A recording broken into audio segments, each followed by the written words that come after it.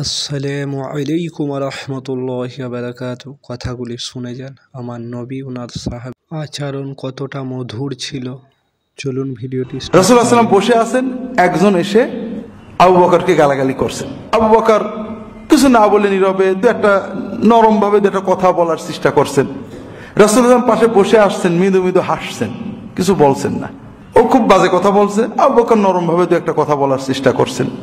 এখন বেশ কিছু সময় কয়েকটা কথার মানুষ তো একটু রাগে, আবু বকর কিছু কথার প্রতিবাদ করেছেন, সব কথার না, তুমি ঠিক বলনি, বেশ কড়া ভাবে একটু রেগে কথা বলেছেন।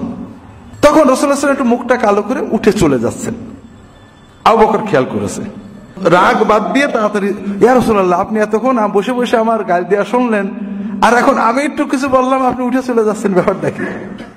রাসূলুল্লাহ সাল্লাল্লাহু আলাইহি ওয়াসাল্লাম বললেন, ইয়া আবু বকর, ও যখন তোমাকে গালি দিচ্ছিল, বাজে কথা বলছিল, ভিত্তিহীন কথা বলছিল, আর তুমি নরম হয়ে তার কথাগুলো শুনছিলে, কিছু কথাগুলো আদবের সাথে কাটানোর চেষ্টা করছিলে, তখন আমি দেখছিলাম আল্লাহর পক্ষ থেকে ফেরেশতারা তোমার পক্ষ থেকে ওকে গালি দিচ্ছিল, তোমার পক্ষ তোমার জন্য দোয়া করছিল।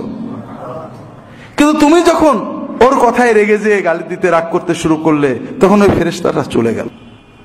এই জন্য আমিও চলে আসলাম, কারণ আমি দেখলাম তোমার ব্রেনে রাগ আসছে, আর রাগ আসলেই শয়তান আসবে, আর যেখানে শয়তান আসে সেখানে আমি থাকতে চাই না।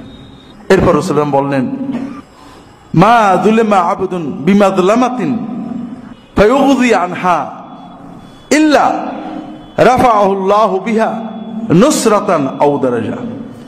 যখন কোনো মানুষকে জুলুম করা হয়, গালি দেওয়া হয়, বাজে কথা বলা হয়, মিথ্যা অপবাদ দেওয়া হয়, সে সবর করে, এড়িয়ে যায়, আল্লাহ তাআলা এই সবরের কারণে তার মর্যাদা আল্লাহর পক্ষ থেকে তার সাহায্য বৃদ্ধি করে দেন।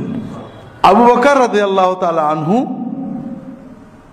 রাসূলুল্লাহ সাল্লাল্লাহু আলাইহি ওয়াসাল্লাম কি শিক্ষা দিয়েছেন, কিভাবে আমাদের জীবন গড়তে বলেছেন, আজগবি কথা নয়।